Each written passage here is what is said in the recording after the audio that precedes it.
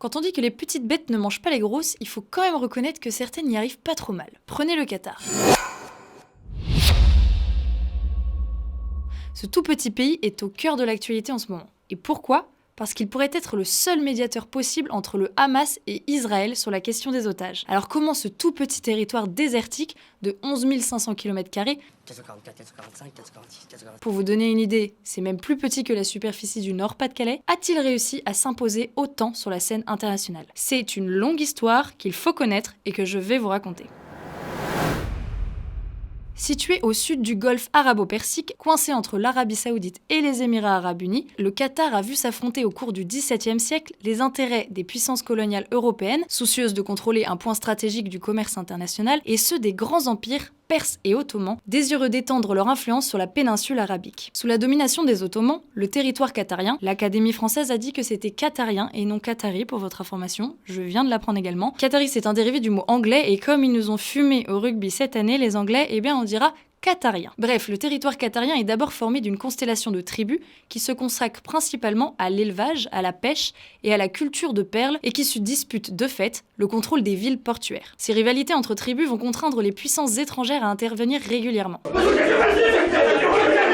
Calmez-vous ! Parce que la violence ne résout rien. Alors si vous en êtes victime, téléphonez au 0800 320 20. 0800 320 20. J'ai fini. Et en premier lieu, le Royaume-Uni. À la fin du 19e siècle, soucieux de sécuriser la route des Indes, Londres veut mettre fin aux conflits tribaux qui perturbent la navigation dans les eaux du Golfe. Il s'immisce alors dans les affaires de la péninsule arabique, profitant d'un empire ottoman en pleine déliquescence. En 1867, les Britanniques décident de séparer le Bahreïn et le Qatar. Londres désigne alors Mohamed Al Thani, un entrepreneur respecté de tous et réputé pour ses qualités de médiateur, afin de mener à bien les négociations entre les tribus rebelles qatariennes et le pouvoir bahreïnien. J'ai aucune idée de si ça se prononce vraiment comme ça. À l'instar des autres dynasties du Golfe, les Al Thani vont conclure une alliance avec les Britanniques pour chasser ce qu'il reste de la présence ottomane dans la région. Mais dehors les Romano! Fort de ce soutien, les Qatariens emmenés par Jassim, fils de Mohamed Al Thani, remportent une bataille décisive contre les armées ottomanes en 1893. La bataille d'Al-Wabja constitue un épisode fondateur de l'histoire du pays qui va non seulement permettre au clan Al Thani d'asseoir sa légitimité, mais va également exacerber un sentiment nationaliste chez les Qatariens et ainsi déplacer les clivages tribaux. Aussi, avec le démembrement progressif de l'Empire ottoman au lendemain de la Première Guerre mondiale,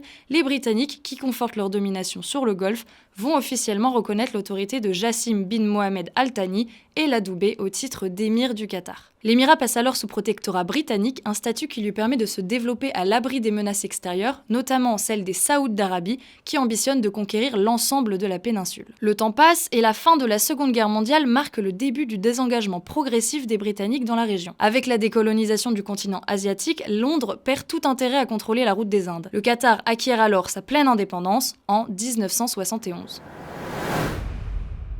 Le Qatar subit de plein fouet les retombées de la crise de la pêche des perles liée à la Grande Dépression des années 1930. L'avènement de la Seconde Guerre mondiale et la perturbation des routes maritimes qu'elle implique plongent le Qatar dans une grave crise économique.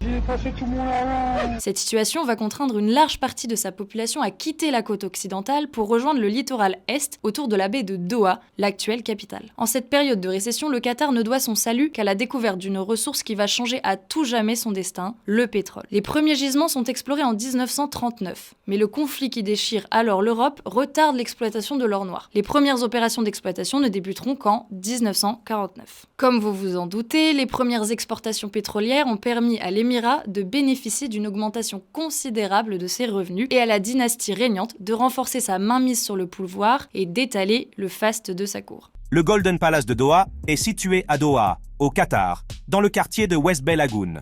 Le palais est célèbre pour sa conception somptueuse et ses matériaux luxueux.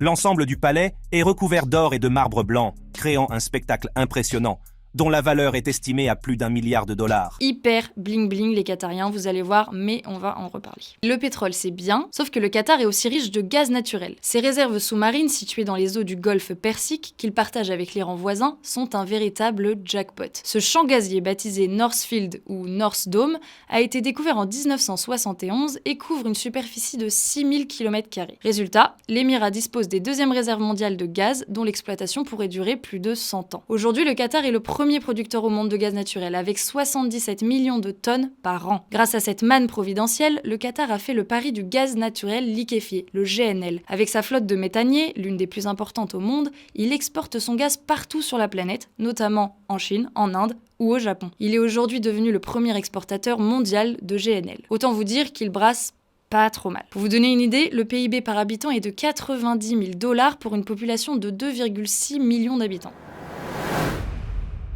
Fort de sa richesse, le Qatar mène une intense politique d'investissement dans le monde. Son fonds souverain, la Qatar Investment Authority, possède un portefeuille d'actifs de 60 milliards d'euros dans 33 pays. Les investissements qatariens sont surtout importants en Europe occidentale. Le Qatar a ainsi pris les parts dans plusieurs groupes industriels français. En juin 2013, il possédait déjà 7,6 milliards d'euros de participation dans les groupes du CAC 40. Il détenait par exemple 13% de Lagardère, 7% de Vinci, 5% de Total, 4,7% de Veolia Environnement, 2% de Vivendi et 1% de LVMH. Et ça, ce n'est que pour le CAC 40. Au total, aujourd'hui, ces investissements dans l'Hexagone pèsent environ 25 milliards d'euros. Le business du Qatar reposant quasi exclusivement sur l'énergie pétrolière et gazière, le pays entretient une longue histoire avec Total Energy. Dans les moments difficiles, le pétrolier français a aidé financièrement l'Émirat. Quand en 1995, Sheikh Ahmad renverse son père et s'installe au pouvoir à Doha, parce que c'est un peu une tradition de famille de renverser le père pour s'installer, les caisses de l'Émirat sont vides et le nouvel émir se tourne alors vers Total qui débloque des fonds pour soutenir le nouveau régime d'Ahmad et pour lancer la filière du gaz naturel liquéfié. Quelques années plus tard, le groupe français aidera une nouvelle fois l'émir quand les cours du pétrole seront au plus bas, d'où une relation singulière qui perdure jusqu'à aujourd'hui. Le Qatar a également réalisé en France des investissements immobiliers pour un montant de 4 milliards d'euros. Faut savoir qu'ils ont un sérieux problème avec les hôtels. Ils en sont absolument fans. À Paris, ils ont l'hôtel Peninsula, le Royal Monceau, le Concorde Lafayette, à Cannes, le Carlton et le Martinez, les deux plus gros hôtels du Festival de Cannes, et tout ça, c'est à eux. Ils ont même racheté l'immeuble historique du traiteur Fauchon, place de la Madeleine, pour, à terme et après travaux, le transformer en hôtel. À côté de ça, ils ont également le Café de la Paix et plein d'autres choses. Bref, ils ont clairement défoncé tout le monde au Monopoly. Monopoly tricheur. Il faut dire que la capitale française est pour eux une sorte de paradis fiscal. Depuis janvier 2008, les Qatariens sont en effet l'objet d'un traitement fiscal très avantageux. Ils sont exonérés d'imposition sur les plus-values immobilières. Alors je n'y connais rien, donc je ne vous expliquerai pas dans le détail ce que ça signifie, mais comprenez que c'est un super plan pour eux. Cette disposition très favorable avait été adoptée pendant le quinquennat de Nicolas Sarkozy, qui avait noué des relations de grande proximité avec la famille royale qatarienne pour favoriser ses investissements dans l'Hexagone. Cette exception fiscale représente aussi un manque à gagner pour le Trésor français, évalué entre 150 et 200 millions d'euros par an. Emmanuel Macron était favorable à la suppression de cet avantage fiscal, mais il a finalement fait machine arrière. La plupart des investissements du Qatar dans l'hôtellerie de luxe sont réalisés par Qatara Hospitality, une filiale à 100% du fonds souverain de l'Émirat. Et puis l'Émirat, c'est aussi le premier actionnaire du groupe Accor, gros groupe hôtelier français, avec 17% des droits de vote. D'ailleurs, pour ne pas vous étonner, devinez qui est l'administrateur indépendant du groupe Accor ? Nicolas Sarkozy, bien sûr. Un vrai coup de foudre amoureux entre le Qatar et l'ex-président. Quelle indignité. En plus des hôtels, les Qatariens adorent le luxe. Ultra bling bling, je vous avais prévenu. Ils possèdent par exemple la chaîne de magasins Le Printemps, symbole du luxe français. Le montant de la cession du printemps aurait atteint 1,6 milliard d'euros. Cheka Moza, la mère de l'émir Tamim, a créé ses propres sociétés d'investissement dans l'industrie du luxe et de la mode. C'est elle qui est à l'origine du rachat du maroquinier Le Tanner. C'est elle aussi qui s'est offert Balmain et Valentino, deux prestigieuses maisons de haute couture. Inversement, à Doha, les marques françaises de luxe ont la cote. Ont ouvert à la capitale des magasins comme Hermès, Dior ou Cartier. La gastronomie française est elle aussi logiquement bien représentée avec Fauchon, La Durée ou Le Nôtre. Pas mal, non? C'est français. À tel point que pour la Coupe du Monde de football, le Qatar a choisi le groupe Potel et Chabot comme traiteur officiel de l'événement. En un mois de compétition, il servira 120 000 repas dans les loges VIP des stades du mondial. D'ailleurs, le foot, parlons-en. Vous avez un sujet préféré? Le foot! Le PSG est le joyau des investissements sportifs du Qatar en France. Pour la petite histoire, l'émir de l'époque, le Tchèque Ahmad Ben Khalifa Al Thani, toujours plus long, voulait au départ racheter l'Olympique de Marseille, avant de se raviser et de jeter son dévolu sur le club de la capitale. Et tout ça sur les conseils de Nicolas Sarkozy. Encore lui. Ardent supporter du PSG, il a même milité en faveur de l'attribution de la Coupe du Monde 2022 au Qatar. L'émir se laisse finalement convaincre par le président français et rachète le PSG en juin 2011 pour environ 70 millions d'euros. Autant dire une bouchée de pain pour le Qatar. Le patron du club, Nasser El Khelaifi, Non, la vache! Khelaifi.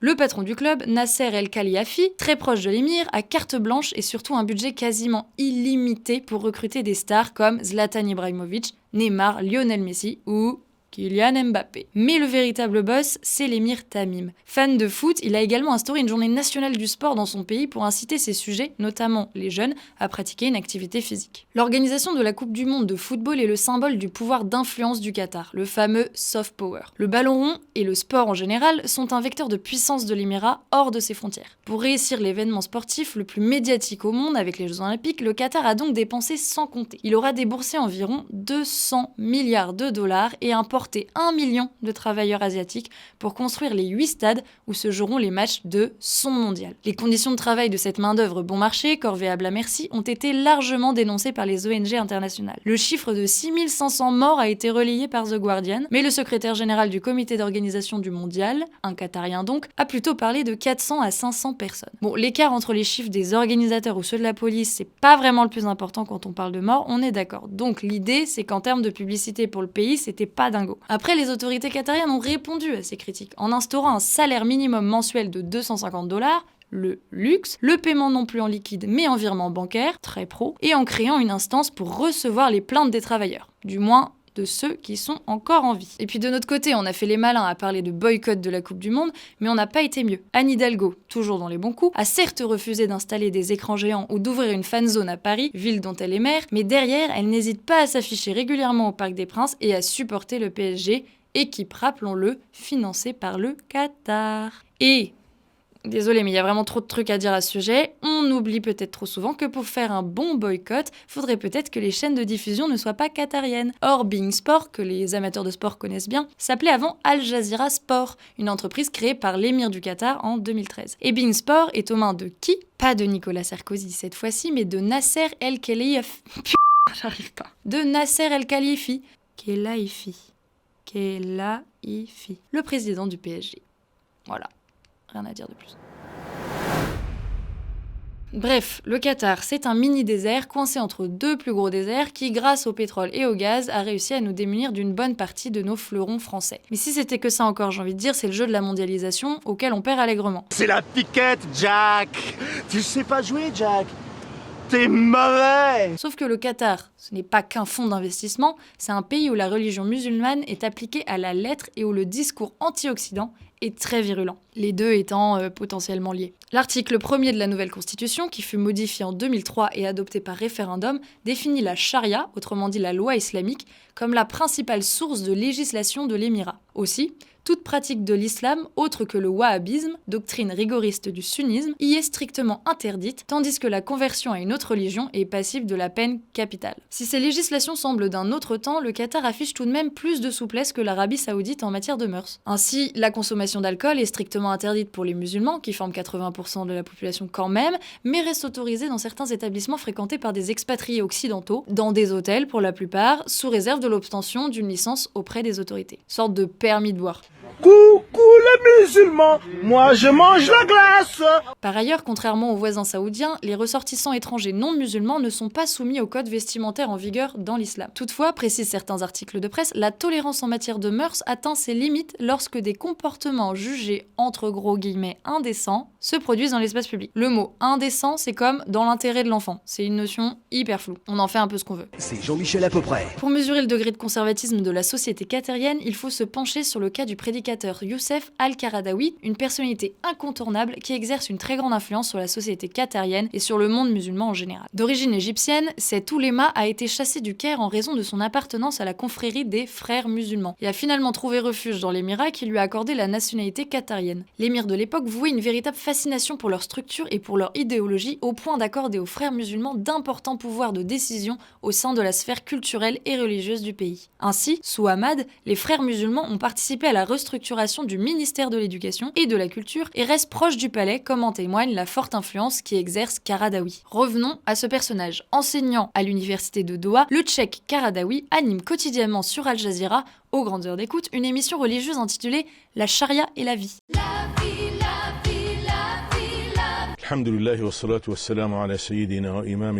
Le télécoraniste publie ainsi régulièrement des fatwas, des sortes de décrets religieux, condamnant les déviances sexuelles apportées par la mondialisation, tout comme l'accoutrement indécent des femmes occidentales. On voit de nouveau le concept d'indécence. Il choquera l'opinion publique internationale en 2004 en décrétant une fatwa contre l'homosexualité, passible selon lui de la lapidation. Alors que l'émirat veut incarner un exemple en matière d'émancipation féminine, Qaradawi multiplie les déclarations qui vont à l'encontre de cette ouverture, prônant la polygamie ainsi que la soumission des femmes aux appétits sexuels de leur mari. Vous comprenez maintenant pourquoi j'ai appuyé sur le terme indécent, parce qu'on n'a visiblement pas tous la même définition de l'indécence. La liberté de parole donnée à Qaradawi et à tant d'autres oulémas qui disposent d'une grande emprise sur la société qatarienne est en réalité une stratégie voulue par Ahmad. Alors qu'il s'efforce d'introduire des éléments de la modernité occidentale dans son pays, l'émir met en place un dispositif qui lui permet de tempérer une opinion publique largement conservatrice. Ainsi, pendant que Ahmad noue ses partenariats avec les États-Unis et entame des pourparlers avec des Israéliens, le Tchèque Qaradawi prône le djihad contre les impies et les infidèles, résumant à merveille le paradoxe cultivé par le Qatar. Car s'il veut plaire aux yeux du monde, nourrissant les rêves de gloire les plus fous pour son émirat,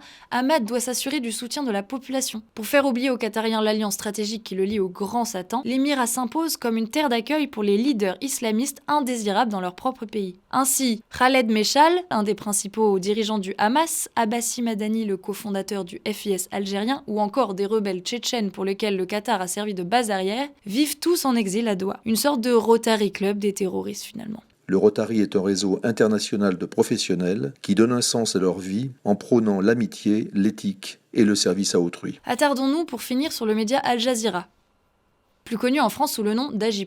Peu de temps après le coup d'État contre son père en 1995, le nouvel émir du Qatar, Hamad Ben Khalifa Al Thani, annonce son ambition d'abolir la censure médiatique et supprime le ministère de l'Information, démarquant ainsi Doha de ses voisins pour qui le strict contrôle des médias reste un enjeu de sécurité nationale. Le 8 février 1996, un décret gouvernemental annonce le lancement d'une chaîne satellitaire d'information libre de toute censure, qui s'appellera Al Jazeera. Pour prendre ses distances avec la chaîne et comme gage d'indépendance éditoriale, le gouvernement qatarien alloue à Al Jazeera 500 millions de rials qataris, un peu plus de 100 millions d'euros, comme fonds de lancement sous la forme d'un prêt et non d'une subvention directe. L'équipe est composée de plus de 3500 employés présents dans 70 pays dont la majorité sont de confession musulmane. Mais Al Jazeera ne souhaite pas rester présent uniquement dans les pays arabes, il entend s'étendre aussi à un public non musulman. C'est comme ça qu'en 2017, Agi+ débarque en France avec ses 123 000 abonnés sur Twitter, plus de 250 000 abonnés sur Instagram, une page Facebook suivie par plus d'1,5 million d'internautes et une chaîne YouTube qui rassemble près de 230 000 abonnés. Aujourd'hui, on parle, pour vous dire, de plus d'1 million de followers sur Twitter, quasi la même chose sur Facebook, 550 000 abonnés sur Instagram et presque 500 000 abonnés sur YouTube. Si après cette vidéo, vous ne foncez pas vous abonner à VA+, pour qu'on fasse dignement concurrence à Agi+, je ne sais plus quoi faire. Pour rentrer dans le détail, Agi+, c'est comme Brut, Combini ou Loopsider avec des contenus orientés vers la défense de l'environnement, des minorités religieuses et sexuelles, et à l'inverse une lutte contre la xénophobie et contre toute forme de discrimination sociale, sexiste, raciale, ethnique, religieuse ou sexuelle.